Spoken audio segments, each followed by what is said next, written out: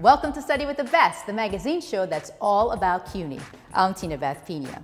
Today's episode, the environment. And that's why we're here at the CUNY Advanced Science Research Center, and we'll learn more about it later in the show. Plus, we'll take a look at journalism and climate change, environmental art, and so much more. But first, when you think of the environment, you probably think of forests and rivers, but the folks at Medgar Evers College found that there's plenty to study on the streets of New York City.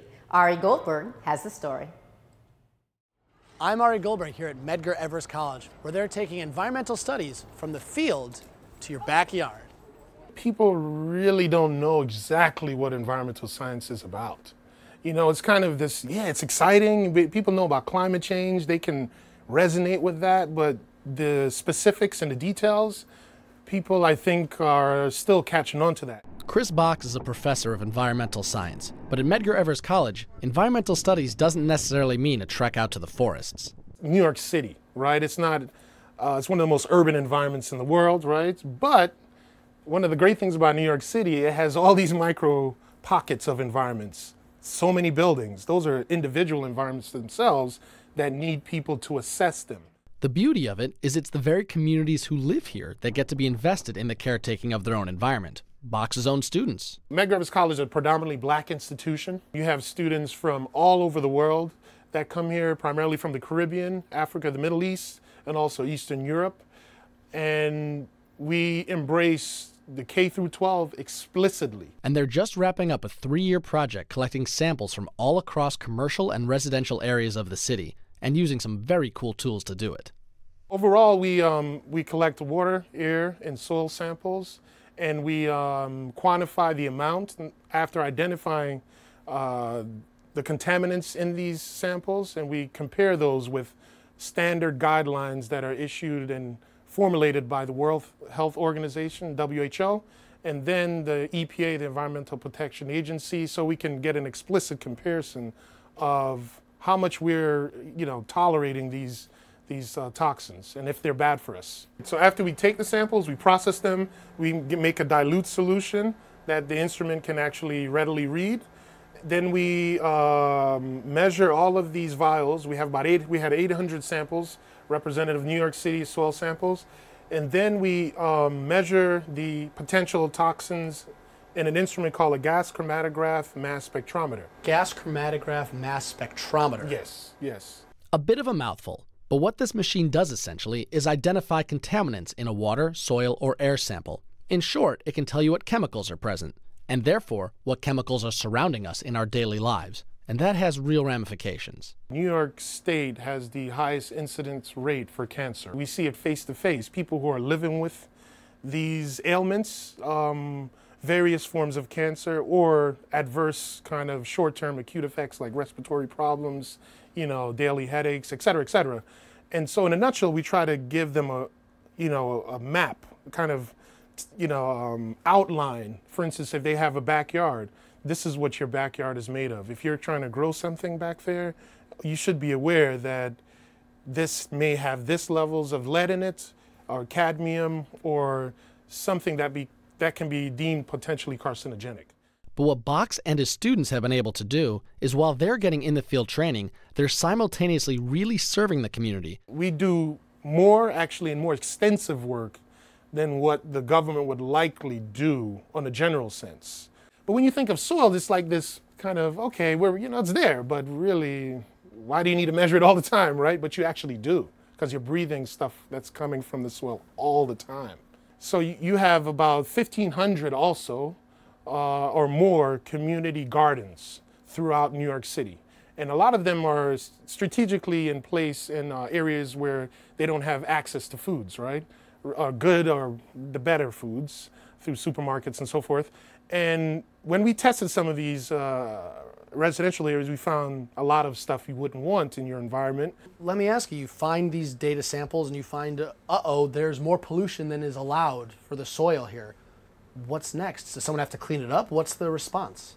Once you communicate with the DEP and the DEC, they have to bring someone out to remediate your soil.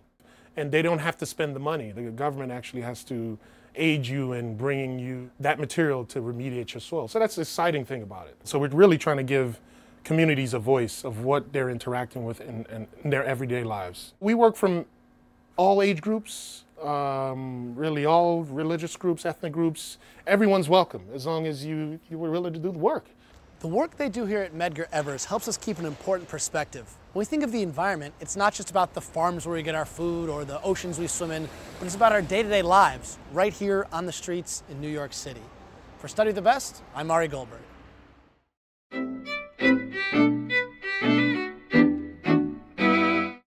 CUNY grad and environmental artist Ellie Irons goes to vacant lots in Brooklyn in search of something unexpected: inspiration.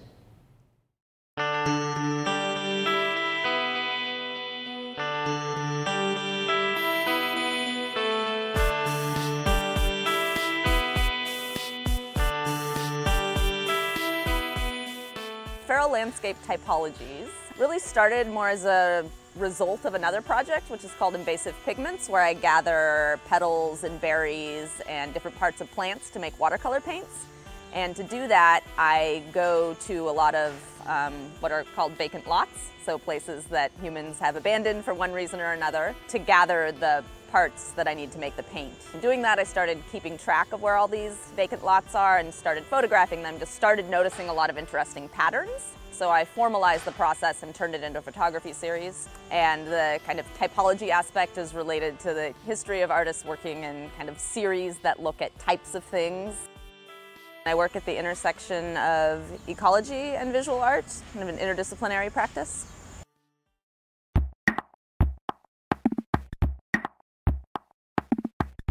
I moved to New York 10 years ago. Bushwick was the place to land at that point. It was affordable. I come from a rural background. I needed to find a way to connect to nature in the city, and it turned out that once I started looking at spontaneous plants, I saw nature happening in a much wider range of spaces in the city than I might have thought before, and I actually was able to kind of stop looking for nature everywhere and just substitute the idea of ecology. And Bushwick is full of these spaces. We're in the frontiers of kind of an old industrial space. There's a railroad running behind us. There's a cemetery. You see a lot of spaces that were formerly green space and potentially offering ecosystem services, holding rainwater, providing a little gap in the concrete that can actually help human mental health. There's some studies that have showed that. And these are disappearing really rapidly, and they're not necessarily thought of as green space. We don't have a lot of parks in Bushwick.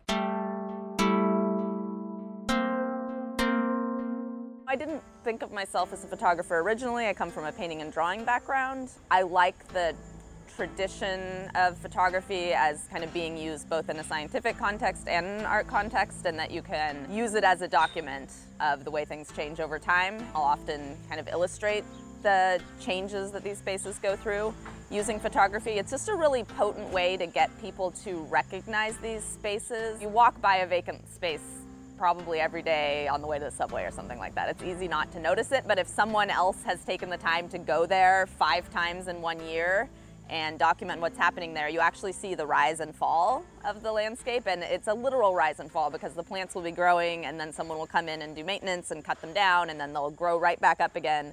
I have an ongoing collaborative project with an artist named Anne Prococo, and we started this artist-run seed library called the Next Epoch Seed Library. So it focuses on plants that grow in spaces that humans have impacted heavily and then abandoned. Places where what were considered originally native plants, the plants that were here before colonization, those plants can't survive anymore because you look at a landscape like this, it didn't exist 100 years ago. The plants that live here are particularly adapted to live in challenging urban ecosystems. So we collect the seeds and share those seeds, thinking that they're the ones that are prepared for oncoming challenges. At City College, really lucky to teach a whole range of types of courses. So I taught a multimedia course, drawing, watercolor, 2D design, and in all of these disciplines I would find ways to bring the act of looking and observation into the classroom. I think my favorite example of that was actually a course for DIAP, the Digital Interdisciplinary Art Practice program, because I was able to craft a whole course called Artists in the Anthropocene that dealt with thinking about how artists function in an era where we're beginning to acknowledge, or at least try to grapple with, the idea that humans are influencing the environment on a gigantic scale. This kind of practice of going out in the landscape and gathering information and then bringing it back into the classroom and figuring out what to do with it was really exciting. And while you're out on the street doing that, you're functioning as an artist in society and that you're ready to address people if they have questions for you. I do think of these landscapes kind of in relationship to, say, any kind of island biogeography. A plant population like this is separated by concrete from lots of other plant islands, other vacant lots, and then also isolated from the original parent population of many of these plants, which could be in Africa or Asia or Europe, so a whole literal ocean away from the original plant population. So evolving in interesting ways because they're living in isolated pockets. How do we preserve the world's fresh water supply? That's one of the environmental issues Professor Charles Vorosmarty tackles right here at the CUNY Advanced Science Research Center.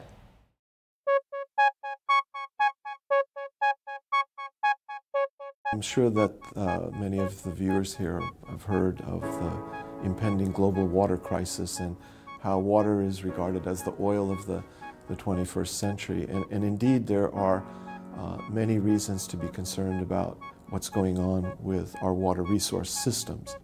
The science of water, our perception of water issues, water problems, our solutions are often dedicated to the local scale.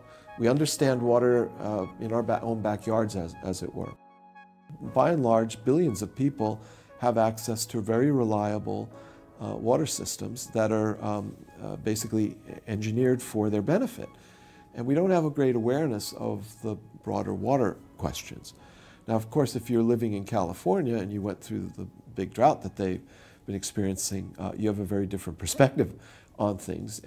And over the last couple of decades, the scientific community has begun to look at broader domains of what's going on with respect to water. And places like Europe and North America were showing up as real hotspots for poor management and for real stress on the water system. So as a few examples here, overusing landscapes, for example, putting too much fertilizer down on croplands has an enormous impact on the water that is carried originally from rain through the soils into river systems and ultimately into the coastal zones of the world, where we have very substantial land-derived pollution problems. Broad-scale deforestation create all sorts of problems in terms of siltation of riverways, irrigation in dry parts of the world. If you fly over the US or many other parts of the world, you see these large pivot irrigation systems in the middle of what look like deserts. They basically poke holes in the ground and they withdraw water from what we call aquifers, groundwater supplies. And in many parts of the world, because of globalization, we're drawing down our groundwater resources for what you could arguably say is a relatively short-term gain. And so we're really in the business of essentially breaking the system. We have a water engineering establishment that can deliver water supply, it can treat sewage and clean up water systems. And it does a good job, but it's very costly. It's a mounting cost in the trillions of dollars. And many of the aquatic organisms that are at risk today are at risk precisely because their habitat has been modified so much, from free-flowing rivers to basically large tanks of water that sit along the rivers. As we're looking at a time when energy supplies are probably going to dwindle, or at least I should say cheap energy supplies are going to dwindle, and in particular, if we're correct, which we think we are, the rise of the middle class globally, which will bring many, many people out of poverty, which is a good thing, we think that that's going to be a real stress point on the capacity to produce water security for humans, because the cost of this is going to continue to rise. We have, though, as an asset sitting on our doorstep, as it were, this green infrastructure or ecosystems and natural capital that also have an enormous value. In these systems that if left intact, prevention is going to be much less costly than remedying the situation after you break it. So the first challenge, I think, is one of awareness, and I've been part of a community that's trying to sound the trumpet on these issues. I think it's a challenge to do that, but I think the sensibility of expressing it in economic terms will actually catch the interest of lawmakers and regulators, and also, I think, the private sector. The idea is to go into an area, survey what assets you have, both in terms of technical assets, human assets, how much water's there, and what kinds of ecosystems you have. And let's think creatively about using all of these things as chess pieces. And let's craft solutions for the future that are really thinking multi-generationally, not just thinking about getting a dam or reservoir in there and getting a water supply that might last for 40 or 50 years, and let's say a century time horizon. Because then you begin to reasonably talk about sustainable development. So just from the simple economics of it all, you could begin to make very coherent arguments about the need to preserve and conserve our resources, water being one of many other resources that we need to keep our eye on as we move into a very, very crowded and very rapidly changing century.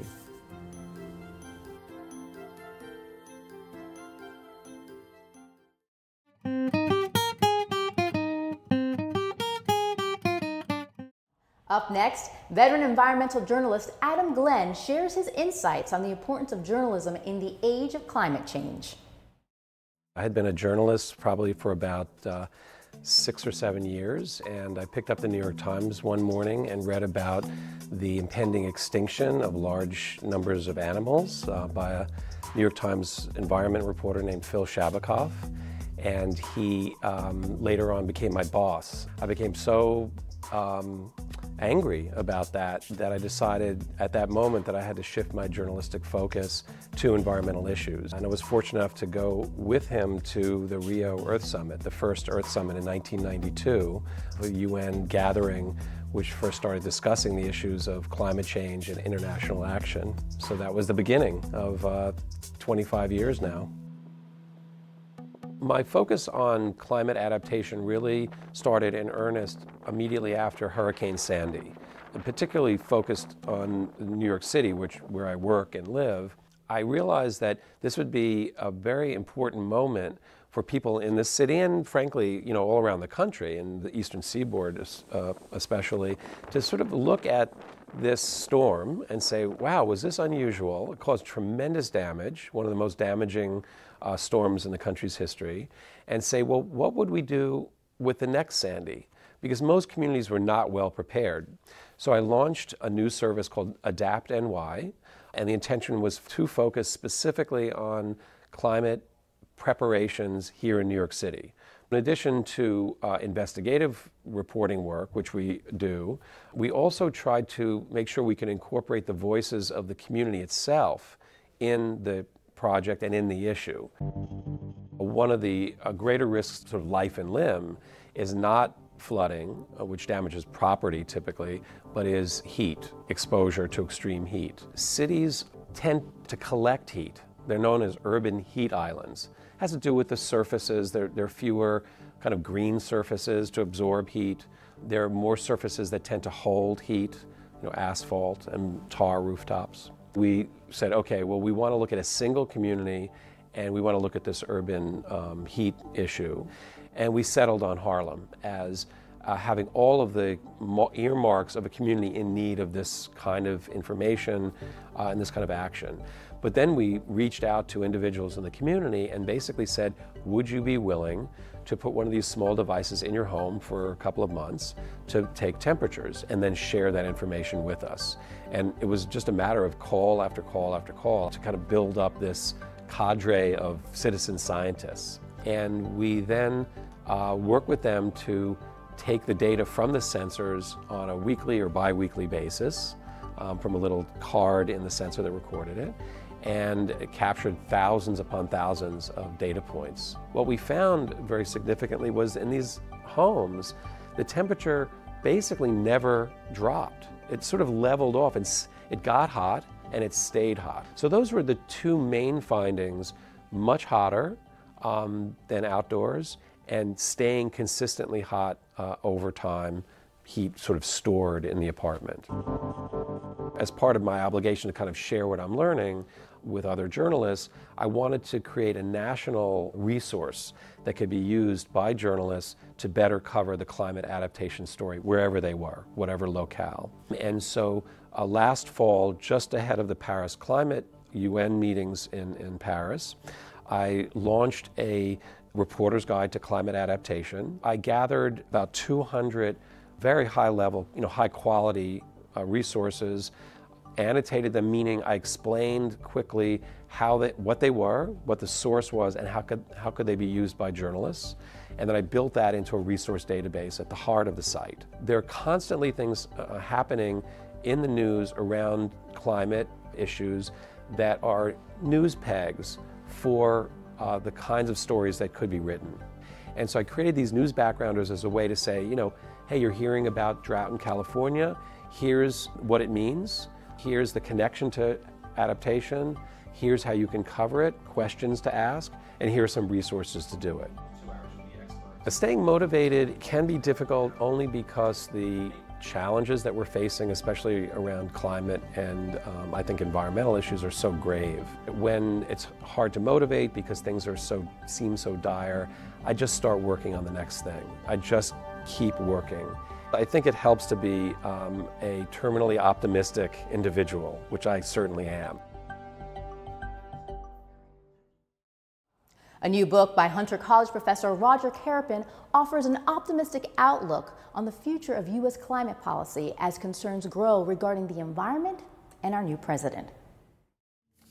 The book does take a somewhat encouraging tone or somewhat optimistic tone, perhaps somewhat deliberately to counter what's often been widespread pessimism about climate policy in the United States. It's worth keeping in mind that the book came out in April of 2016 when almost everybody thought that we would not be having a Trump administration. Something that the book does have a lot to say about is what activists need in order to influence policy. And I think that past experience can be a good guide to the future. There are different parts of the book, but a major part of the book is case studies of California, New York, and the United States federal government. And I divide those cases, which take over 40 or 50 years, into 22 different policy-making episodes. And if we analyze how those policies came about, then we can learn a lot about how such policies could be adopted in the future.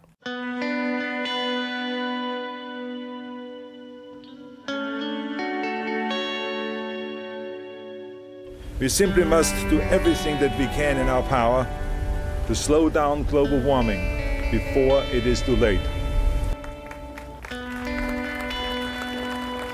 California has very far-reaching policies that come together really with the Global Warming Solutions Act in 2006.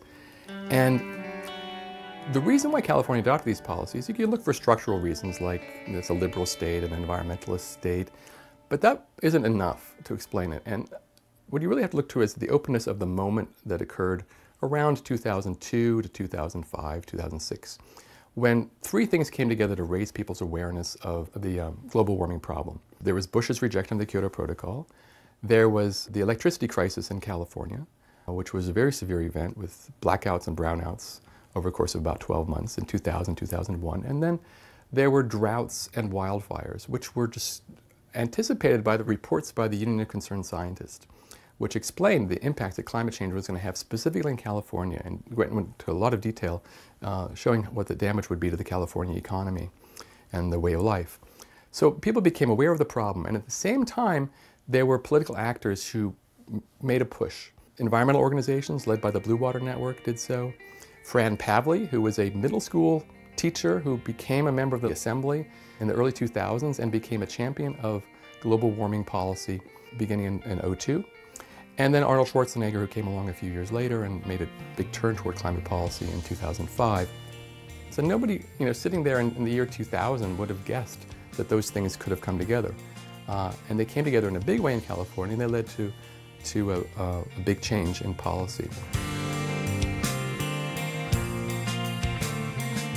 We're going to cancel billions and billions of dollars in payments to the United Nations climate change programs and use the money. There's a lot of things similar to the current situation in 2017 to the one that we had 16 years ago when George W. Bush was about to take office, because Bush soon reversed himself on the issue of greenhouse gas regulation, and the result of that was that state governments became the major venues for climate policy. There was a large outcry from the environmental community, from a number of state governments, from many governments outside the United States, and there was a counterbalancing to what the Bush administration was doing. And so I think that broadly speaking, we're going to see the same thing with the Trump administration. What I really want people to understand from the book is that it isn't about big structures necessarily. The big structures are constraining, but they're not determinative. So it matters whether you have a strong fossil fuel industry. That definitely limits what the U.S. has been doing in climate policy. It matters if you have a separation of powers. It changes the terrain for all kinds of political contestation. It matters if you don't have a strong administrative tradition that's independent of society. But even given structural constraints, political actors do make a difference. And when they look for those moments of unusual openness, that's when their efforts are going to be most effective. That's our show for today. For more information on any of our stories, log on to our website at CUNY.TV or check out our Study with the Best Facebook page. Thanks for watching. See you next time. Bye.